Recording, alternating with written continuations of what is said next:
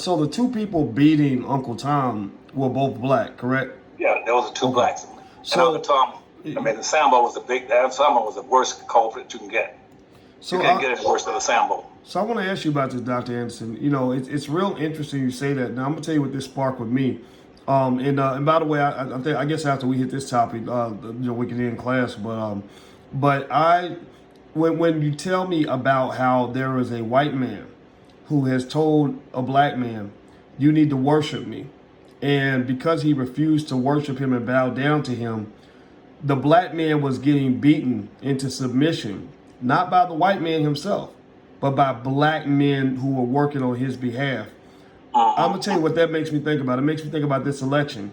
The white man is Joe Biden, and the white man is telling black men, bow down to me. Like when Ice Cube went to meet with the Biden campaign, they told him to basically, just play ball, do what you're told. And when Ice Cube said no, the biggest attackers on Ice Cube and anybody who is standing up to Joe Biden has not been Joe Biden. It has been black people working on behalf of Joe Biden.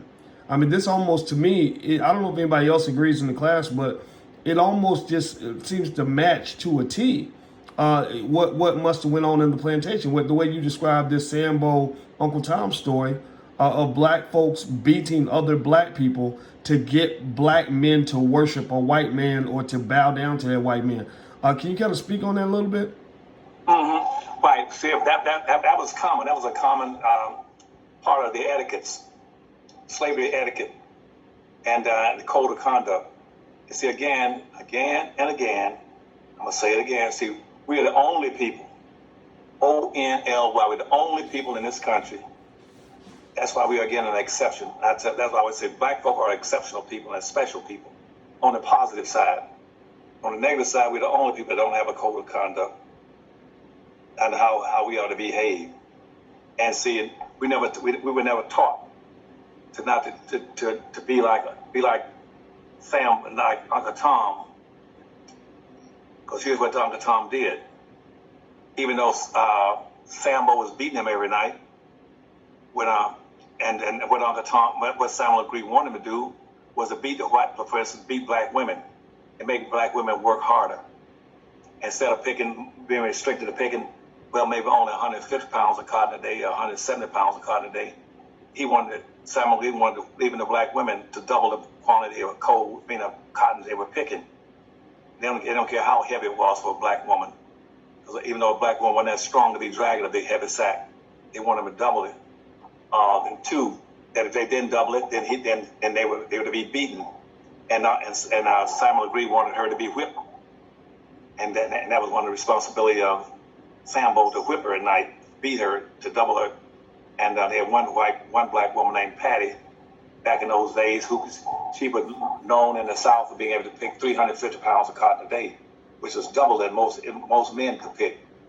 They wanted black women to do it.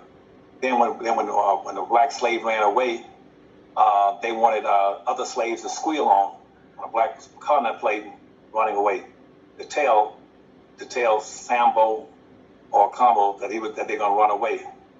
And lastly, that when a black slave ran away, the tailway would be hiding across the river. And so, but Sambo wouldn't play that game.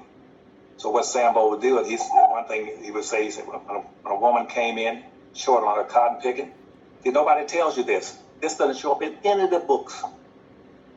They don't show up in the books to tell you this. They tell you what Sambo, Uncle Tom was a weak man. Yes, he's a weak man. But when a woman came in short, Uncle Tom would say, I'm sorry, I'm not going to beat her.